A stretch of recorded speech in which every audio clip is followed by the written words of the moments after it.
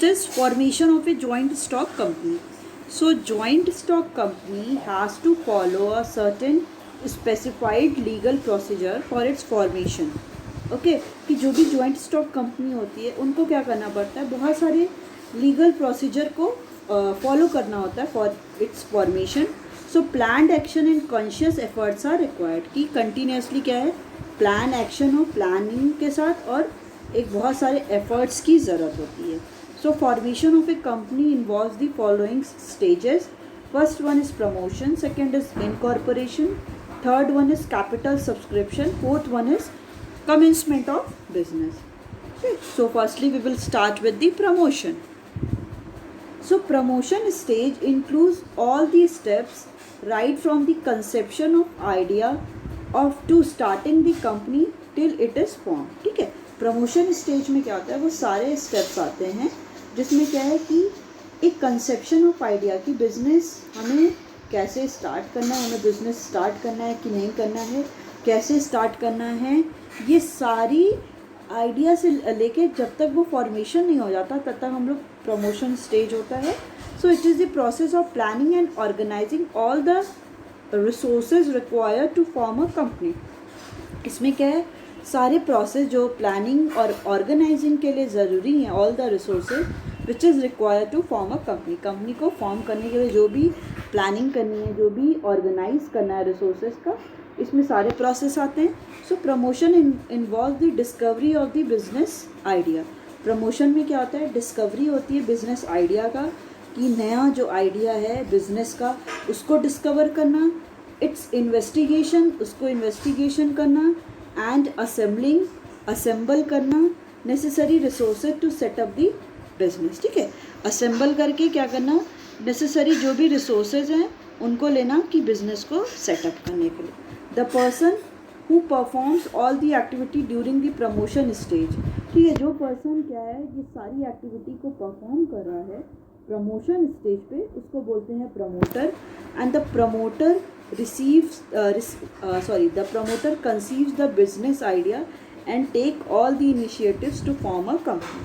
और जो प्रमोटर होता है वो क्या करता है, वो सारे जो भी आइडिया है उसको लेता है, बिजनेस आइडिया को, and take all the initiative, सारे इनिशिएटिव को लेता है to form a company, company को फॉर्म करने के लिए. So the promoter can be individual, जो प्रमोटर है वो इंडिविजुअल भी हो सकता है, अ ग्रुप ऑफ पर्सन भी हो सकता है, और कोई इंस्टीट्यूशन भी हो सकता है. ठीक है, so the promoter perform the following function. जो प्रमोटर है वो फॉलोइंग फंक्शंस को परफॉर्म करता है.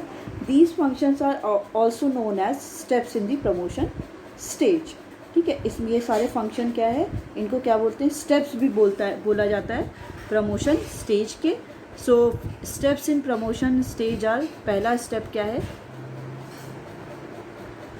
First one is identification of the business opportunity.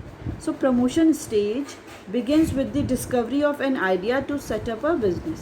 Promotion stage कहाँ से स्टार्ट होता है, begins with the discovery of an idea, कि आइडिया को डिस्कवर करना to set up a business, business को सेट करने के लिए. It can be an idea to set up a new business और an idea to expand the existing business. ये idea क्या हो सकता है कि न्यू बिज़नेस को सेटअप करने का, और एक आइडिया क्या कि उस बिज़नेस को एक्सपैंड करने का, जो ऑलरेडी बिज़नेस एग्जिस्ट कर रहा है, जो ऑलरेडी चल रहा है, उस बिज़नेस को क्या करना है, एक्सपैंड करने का. सो the promoter identify the profitability of the idea. जो प्रमोटर है वो क्या करता है, वो आइडेंटिफाई करता है प्रॉफिटेबिलिटी ऑफ द आइडिया, कि आइडिया की जो भी वो डिसीज़न ले रहा है वो कितना ज़्यादा प्रॉफिटेबल होगा, by analysing the opportunities available in that area. ठीक है, कैसे कि एनालाइज करता है कि कितनी अपॉर्चुनिटीज़ वहाँ पे उसको अवेलेबल हैं. सो the promoter also analyse the various resources required. जो प्रमोटर है वो ये भी एनालाइज करता है कि कौन से रिसोर्सेज की उसको ज़रूरत है, and amount of capital required, और कितने कैपिटल की रिक्वायर्ड है, and the degree of risk involve, और कितना किसी भी बिजनेस में रिस्क भी इन्वॉल्व है. ठीक है, तो ये सारे आइडिया वो क्या करता है, लेता है. Next one is feasibility studies. So after studying all the concept related to the idea discovered, the promoter start doing detail investigation to give practical shape of the to the idea. ठीक है, जब कोई भी businessman की idea को analyse कर लेता है, आइडिया को डिस्कवर कर लेता है, द प्रमोटर स्टार्ट क्या करता है, डिटेल इन्वेस्टिगेशन करने लगता है to give practical shape to the idea. ठीक है, डिटेल इन्वेस्टिगेशन करने लगता है कि जो भी उसने आइडिया लिया है उसको प्रैक्टिकल में लेकर आओ, मतलब हम लोग एप्लीकेशन पे लेकर आएँ और बिजनेस को स्टार्ट करें। सो ही does detailed investigation regarding the cost, profitability, production process, demand of the product etc. तो इसमें बिजनेसमैन क्या करता है, सारी इन्वेस्टिगेशन करता है कि कितना ज़्यादा कॉस्ट उसको लगेगा, कितना प्रॉफिट होगा, प्रोडक्शन का कैसे किस प्रोसेस से प्रोडक्शन करेगा, प्रोडक्ट की जो भी वो कमोडिटी प्रोड्यूस कर रहा है उसकी डिमांड कितनी है। So while doing this the promoter takes the help of a specialist और एक्सपर्ट। ये सब करते टाइम प्रमोटर क्या करता है, हेल्प लेता है किसी भी स्पेशलिस्ट की और एक्सपर्ट की, सच एज चार्टेड अकाउंटेंट जो क्या करते हैं, अकाउंट जो होता है उसको मैनेज करते हैं, इंजीनियर्स की हेल्प करता है। The specialist make an objective analysis of all the detail collected by the promoter. ठीक है, जो स्पेशलिस्ट होता है वो मेक एन ऑब्जेक्टिव जो भी बनाता है उसकी एनालिसिस करता है और जो भी प्रमोटर से पूरे आइडियाज़ को लेता है कि जो भी उसके बिजनेस का आइडिया है उसको लेता है। The report of the specialist help the promoter to take a decision regarding the size of the business. फिर उसके अकॉर्डिंग जो भी स्पेशलिस्ट है वो पूरी रिपोर्ट प्रिपेयर करता है कि कितना प्रॉफिट का कैसा है कंडीशन है, कितना हो सकता है या उसको कितना कॉस्ट एनकर होगा, इससे एक वो रिपोर्ट प्रिपेयर करता है। तो ये जो रिपोर्ट है स्पेशलिस्ट की वो प्रमोटर को हेल्प करती है to take a decision regarding the size of the business, कि अगर इसको कोई डिसीज़न लेना है बिज़नेस की साइज़ पे तो वो डिसीज़न ले सकता है। लोकेशन ऑफ द प्लांट, जो भी प्लांट है, जो भी जहाँ पे कोई भी मशीनरी सेटअप हुई हैं उनकी location and the amount of capital की बिज़नेस में कितना कैपिटल एक्सेट्रा लगेगा। ठीक है, so next is technical feasibility. ठीक है, जो फिजिबिलिटी है उसके थ्री टाइप्स हैं, technical feasibility, financial feasibility and economic feasibility. So firstly we will deal with the technical feasibility. Sometimes the idea is good but technically it may not be possible to implement the idea. कभी कभी क्या ऐसा होता है कि idea अच्छा होता है बट टेक्निकली जब हम उसको करने जाते हैं, जब इम्प्लीमेंट करने जाते हैं तो वो पॉसिबल नहीं हो पाता कि हम कुछ सोचते हैं, जब हम उसको करने जाते हैं तो वो इतना प्रैक्टिकली वो सही नहीं होता है। It may be due to non availability of the raw material. ये बेसिकली क्यों हो सकता है, क्योंकि जो भी रॉ मटेरियल है उसकी अवेलेबिलिटी प्रॉपरली नहीं हुई हो, जो भी वो इनपुट्स लगाएगा जिसके थ्रू प्रोडक्शन करेगा वो उसके पास प्रॉपरली अवेलेबल नहीं हो, जो टेक्नोलॉजी हो वो सही नहीं हो, तो the project is considered technically unfeasible. जो प्रोजेक्ट है वो टेक्निकली अनफिजिबल है, मतलब इतना ज़्यादा हम उसको यूज़ नहीं कर सकते, उसकी यूजेबिलिटी इतनी नहीं है unless the technology or the other required input can be imported or are available in our country। ठीक है, तो और रिक्वायर्ड जो भी इनपुट है जब तक हम उसको क्या करें, या तो हमारी कंट्री में अवेलेबल हो तो ठीक है, नहीं तो हमें क्या करना पड़ता है, उन टेक्निक्स को, डिफरेंट टेक्नोलॉजीज़ को हमको इम्पोर्ट कराना पड़ता है। ठीक है, नेक्स्ट है आपका financial feasibility. So if the required capital और fund for the business idea are so large. ठीक है, अगर कभी क्या होता है कि जो भी रिक्वायर्ड कैपिटल है, जो भी फंड चाहिए बिजनेस में वो बहुत ज़्यादा होता है, so that these can not be arrange with in the available means. तो कोई भी बिजनेसमैन है वो जो भी इसके बाद अवेलेबल रिसोर्सेज है उनके थ्रू वो उतने फंड का, मनी का अरेंजमेंट नहीं कर पा रहा है, then it is said to be financially unfeasible. तब क्या हो जाता है कि ये फाइनेंशियली अनफिजिबल हो जाता है, मीन्स फाइनेंशियली वो इतना यूजेबल नहीं हो पाता है। So for example one may have an idea to urbanise the rural area. ठीक है, किसी के पास एक आइडिया है कि रूरल एरिया को वो अर्बनाइज करना चाह रहा है, अर्बनाइजेशन करना चाह रहा है, मतलब उसको अर्बन करना चाह रहा है, शहर की तरफ। But the fund required to carry out this business are so huge. But जो फंड रिक्वायर्ड है उसको करने के लिए वो बहुत ज़्यादा है, so that it may not be converted into action plan. तो वो क्या है, अब वो क्या है, वो एक्शन प्लान में, एक्शन में वो उसको कन्वर्ट नहीं कर सकता है क्योंकि उसके पास इतना फंड है ही नहीं। तो उसको प्रैक्टिकली उसको क्या है, बनवा नहीं सकता है, रूरल एरिया को अर्बनाइज नहीं कर सकता है बिकॉज ऑफ दी फाइनेंशियल अनफिजिबिलिटी, क्योंकि फाइनेंशियल अनफिजिबिलिटी उसके पास है। Next one is economic feasibility. Sometimes a project is abundant. कभी कभी क्या होता है, जो प्रोजेक्ट होता है वो अबंडेंट हो जाता है just because it might not be very profitable.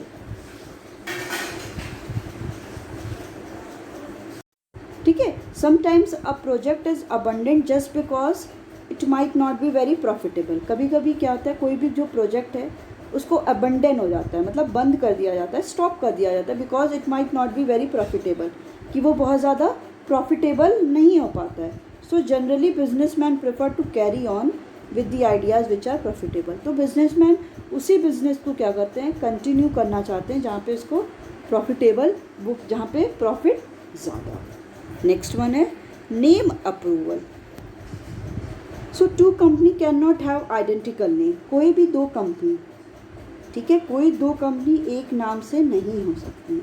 It is necessary for every company to get it name approve from the registrar. तो ठीक है, तो इसलिए हर एक कंपनी को क्या है, एकदम मैंडेटरी है कि वो रजिस्ट्रार के पास जाके अपने नेम को अप्रूव कराएं, सो that it does not match with any other company name, कि जिससे वो अदर कंपनी के नेम के साथ वो मैच ना हो। So generally company give this name in order of the, तो in order of the priority to the registrar. Then registrar matches the name with the name of the other company. तब registrar क्या करता है, सारी company registrar के पास जाती है, तब रजिस्ट्रार क्या करता है, सारी कंपनी के नेम को मैच कराता है। And if it is not identical then the registrar approve the name. जब अगर नेम क्या सेम नहीं होता है, इस कंडीशन पे क्या है, जो रजिस्ट्रार है वो नेम को, बिजनेस के नेम को अप्रूव कर देता है। Next one is fixing up signatories to the memorandum of association. So promoter have to decide about the people who will be signing the memorandum, जो भी उसके रूल्स एंड रेगुलेशंस हैं। सो जो जहाँ पे बिजनेस का ऑब्जेक्टिव लिखा है उसी को बोलते हैं मेमोरेंडम ऑफ एसोसिएशन। तो प्रमोटर को डिसाइड करना पड़ता है कि कौन, जो भी उसका मेमोरेंडम है वो उसको कौन साइन करेगा। Usually the signatories of the memorandum become the first director of the company. Usually क्या होता है कि जो भी उस मेमोरेंडम पे सबसे पहले साइन करेगा वही फर्म और इंडस्ट्री का, बिजनेस का पहला क्या है, डायरेक्टर होगा। So promoter also take their written consent. Promoter क्या करते हैं, उनका रिटन कंसेंट लेते हैं to act as a director, कि वो एज अ डायरेक्टर रहेंगे। And ask them to buy qualification shares, और उनसे कहते हैं कि जो भी क्वालिफिकेशन शेयर्स हैं वो क्या करो, उसको परचेज करो। क्वालिफिकेशन शेयर्स क्या होते हैं, जो भी सिंपली डायरेक्टर जो कंपनी के होते हैं वो उसको परचेज करते हैं। Next one is appointment of the professional. So the promoter appoints the brokers. ठीक है, बेसिकली क्या है कि जो ब्रोकर्स होते हैं वो डिफरेंट, जो भी सिक्योरिटीज़ होती हैं, जो भी उसको क्या करते हैं, बाय और सेल करते हैं। और उसको सेल करने के बाद, जो भी सेल करने के बाद उस पर वो अपना कमीशन लेते हैं। ठीक है, ऐसा तो है नहीं कि कोई फ्री ऑफ कॉस्ट काम करेगा, तो उस पर वो क्या करते हैं, कमीशन लेते हैं। Underwriter to insure the availability of the capital, और अवेलेबिलिटी ऑफ कैपिटल भी देखते हैं by sale of a company security, company के सिक्योरिटीज़ को सेल करके। And solicitors are the appointed to deal with the legal matters of the company. और जो भी सॉलिसिटर्स होते हैं वो भी क्या होते हैं, अपॉइंट होते हैं कि जो भी कंपनी के लीगल मैटर्स है उस पर डिस्कस करने को। Bankers are appointed to have smooth financial dealing, और बैंकर्स को भी अपॉइंट किया जाता है कि जो भी डीलिंग्स है फाइनेंस से रिलेटेड वो उसको डील करते हैं। Next one is preparation of the necessary document. So a promoter takes up the steps to prepare some legal document of the company which have to be submitted to the registrar at the time of incorporation.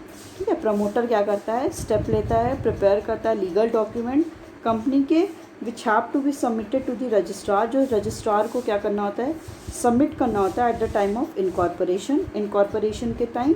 The common document which are prepared by the promoters are the memorandum of association. जो common document है जो promoter जिसको prepare करता है उसको memorandum of association बोलते हैं, article of association बोलते हैं, प्रॉस्पेक्टस बोलते हैं।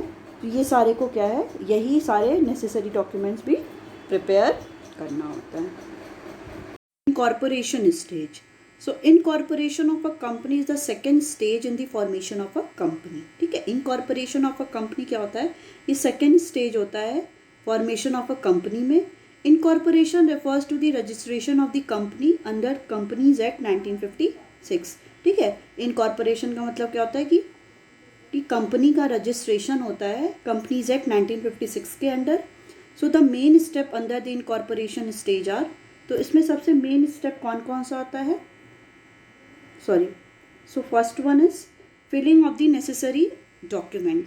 सो once the registrar approve the name, the following document have to be submitted with the registrar. ठीक है, जैसे ही रजिस्ट्रार क्या करता है, नेम को अप्रूव करता है, द फॉलोइंग डॉक्यूमेंट क्या है, सबमिटेड होता है रजिस्ट्रार को.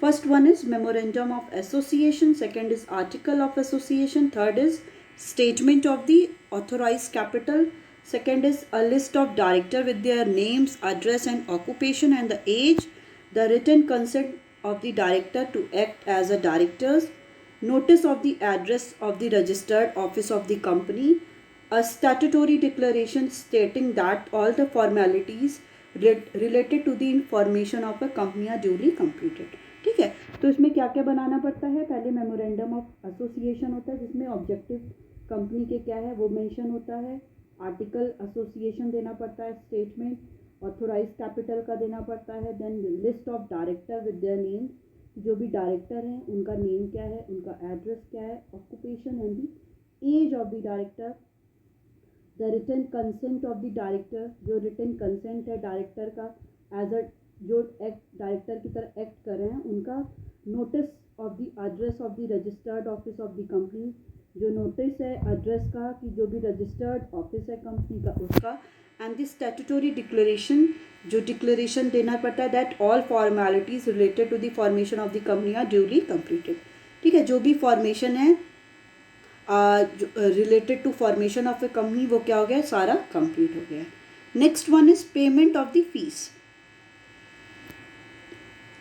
सो along with the filing of above documents the prescribed fees of registration have also be deposit.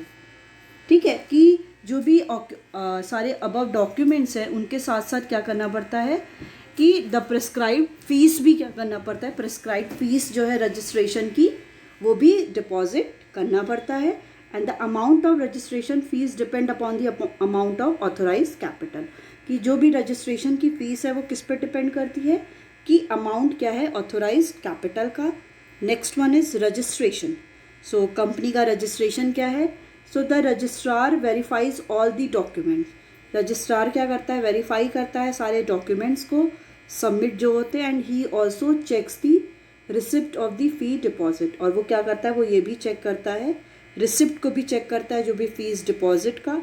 And if he is satisfied with the validity and authenticity of the documents, कि अगर वो satisfy होता है कि जो भी document है वो वैलिड है या नहीं, वो ऑथेंटिक है या नहीं, then the registrar enter the name of the company in his register. फिर क्या करता है रजिस्ट्रार, जो कंपनी का नाम है रजिस्टर में ऐड कर लेता है.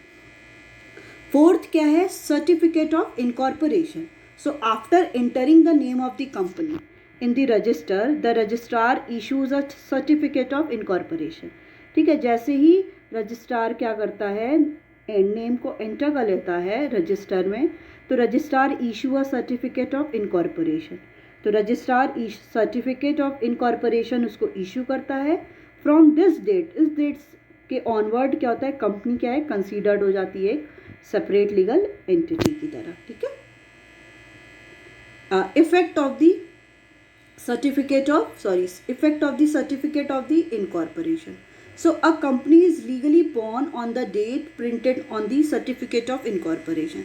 कि कोई भी कंपनी उसी दिन बॉर्न होती है, बनती है जिस दिन उसके सर्टिफिकेट इनकॉर्पोरेशन पे उसका जो दिया रहता है कि किस डेट को दिया है. जैसे फॉर एग्जांपल 6 सितंबर को दिया है, तो 6 सितंबर का मतलब है कि आज ही के दिन बिजनेस क्या है, कोई कंपनी बॉर्न हुई है, आज ही के दिन बिजनेस या इंडस्ट्री स्टार्ट हुई है. So it is considered as the separate legal entity. इसमें क्या होता है, ये इसको सेपरेट लीगल एंटिटी की तरह किया जाता है विच परपीचुअल सक्सेशन.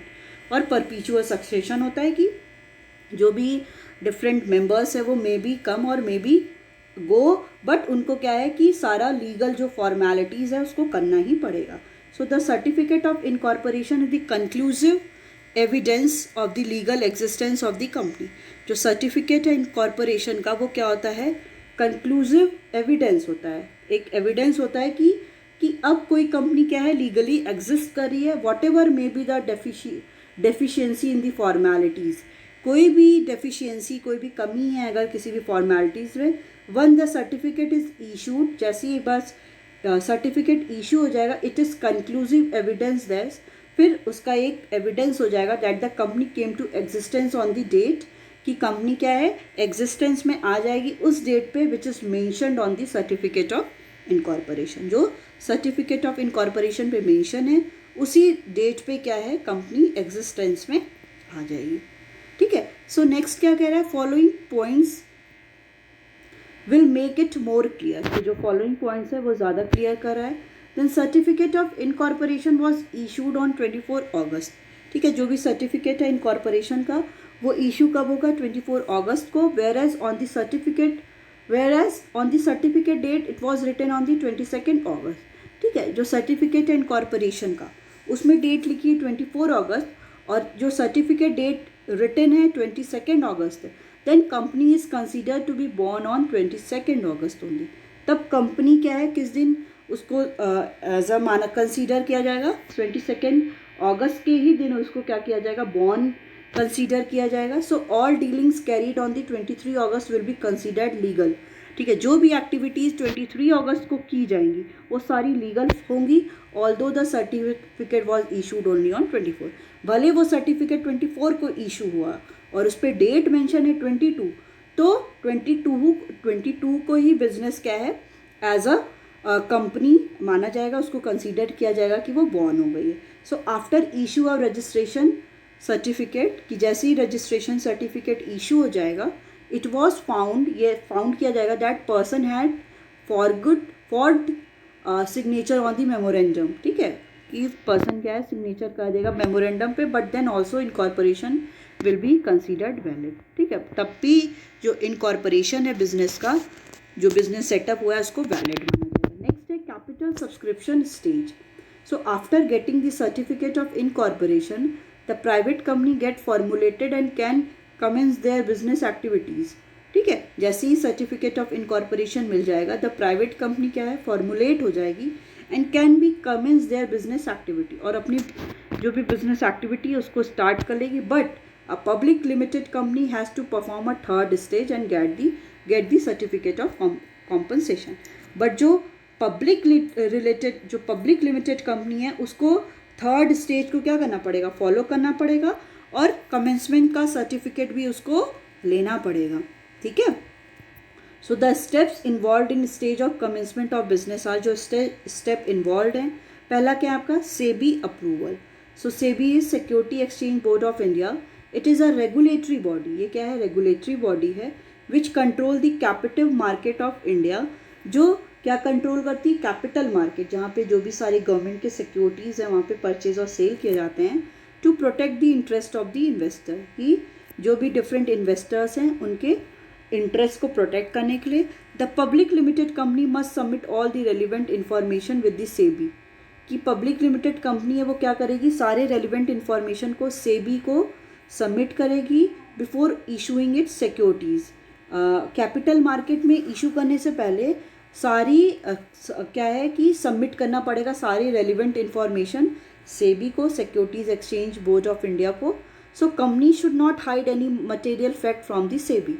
कोई भी कंपनी सारे जो भी अपना उनका फैक्ट है, डिफरेंट इन्फॉर्मेशन है, वो सेबी से हाइड नहीं कर सकती है कि वो सिक्योरिटीज़ इशू करे 100 तो वो बस शो करे 80. नहीं, वो कुछ भी हाइड नहीं कर सकती है. Else their registration can be cancelled according to guideline for disclosure and the investor protection. नहीं तो उनकी क्या है, जो भी उनका रजिस्ट्रेशन है वो कैंसिल हो जाएगा. ठीक है. किसके अंडर, जो गाइडलाइन दी है डिस्क्लोजर एंड इन्वेस्टर प्रोटेक्शन 2000 के अंडर, अगर वो ये काम नहीं करते हैं तो ये कैंसिल हो जाएगा उनका रजिस्ट्रेशन. नेक्स्ट है प्रॉस्पेक्टस और a statement in lieu of prospectus. In lieu of means in favour of. So public limited company has to prepare another important document call prospectus. ठीक है, जो भी पब्लिक लिमिटेड कंपनी है उनको क्या करना पड़ता है कि एक अनदर इम्पॉर्टेंट डॉक्यूमेंट प्रिपेयर करना पड़ता है, जिसको क्या बोलते हैं, prospectus. So it is a circulation और इन्विटेशन, एक सर्कुलर और इन्विटेशन होता है issued to invite the general public, कि बेसिकली जो भी जनरल पब्लिक है उनको इनवाइट करने के लिए, for subscribing to the shares of the company, कि जो भी कंपनी के शेयर्स हैं उनमें सब्सक्राइब करने के लिए। This document has to be deposited with the registrar, और ये डॉक्यूमेंट क्या है, रजिस्ट्रार के पास उसको डिपॉजिट करना पड़ता है। Next one is appointment of the bankers, broker and the underwriters. So to receive and deposit the application money, bankers are appointed. ठीक है, मनी को रिसीव करने के लिए, डिपॉजिट करने के लिए बैंकर्स क्या है, जो भी डिफरेंट बैंक से रिलेटेड बैंकर्स रहते हैं उनको क्या किया जाता है, अपॉइंट किया जाता है। To sell the shares brokers are appointed, कि शेयर्स को सेल करने के लिए क्या ब्रोकर को अपॉइंट किया जाता है। They encourage public to buy the shares, वो क्या करते हैं, पब्लिक को इनकरेज करते हैं कि वो डिफरेंट शेयर्स को बाय करें, and charge commission for the same, और उस पर वो कमीशन भी चार्ज करते हैं। So if the company is not sure for selling the whole lot of shares, it may appoint underwriter. और इस कंडीशन में अगर कंपनी ये श्योर नहीं होती कि वो अपने सारे शेयर्स को क्या करेगी, सोल्ड आउट कर देगी, तो वो अंडरराइटर को क्या करती है, अपॉइंट करती है।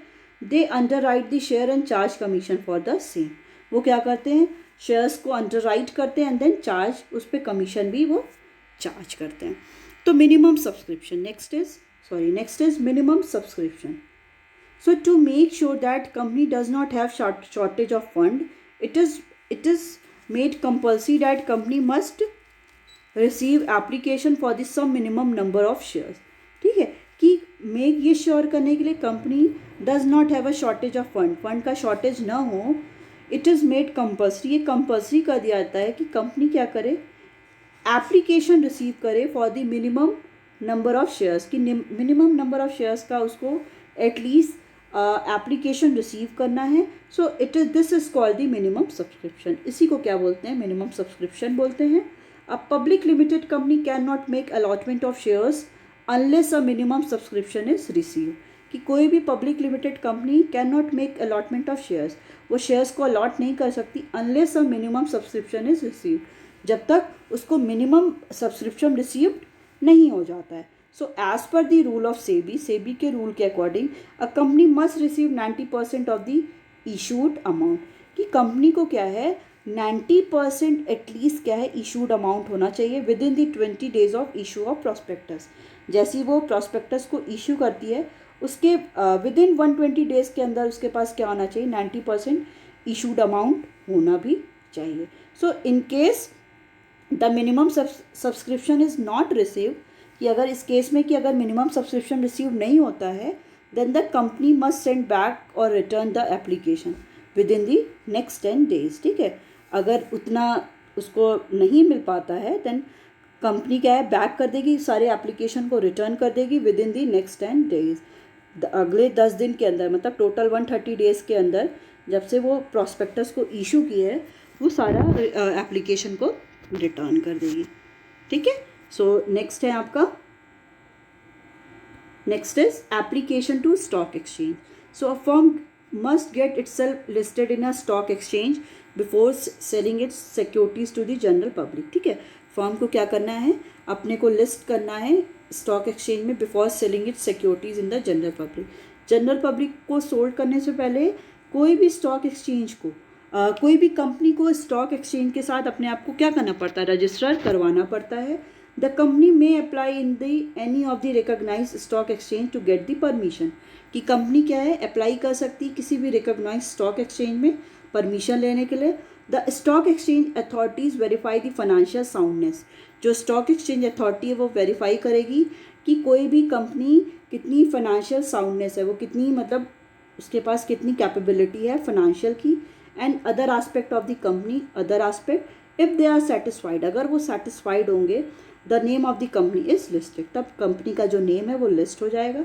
If a company does not get permission from a stock exchange within the 10 weeks, अगर कोई फर्म क्या है परमिशन नहीं पा रही है स्टॉक एक्सचेंज से within 10 weeks from the date of closure of subscription, जिस दिन सब्सक्रिप्शन का डेट का क्लोजर हुआ है list, then the allotment will become the void.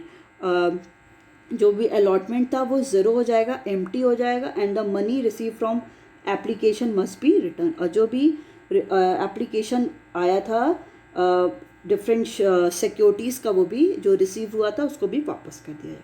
Next one is allotment of shares. So after getting the name listed, जैसे ही name list हो जाएगा, the company prepare a return of the allotment. फिर company क्या करेगी, prepare करेगी कि allotment को return कर देगी। रिटर्न ऑफ अलॉटमेंट क्या एक स्टेटमेंट है giving detail about the name and address of the all the share holder, जिसमें क्या है नेम और एड्रेस जो है शेयर होल्डर का वो दिया होता है। The company has to submit a return of allotment with the registrar stating the name, कि कंपनी को क्या करना पड़ता है, सबमिट करना पड़ता है अलॉटमेंट विद द रजिस्ट्रार, जिसमें इसका नेम है, address and the number of shares allotted to each share holder, और कितने शेयर्स अलॉट हुए हैं डिफरेंट शेयर होल्डर को, ये सारी इन्फॉर्मेशन क्या है वहाँ पे गिवन होती है।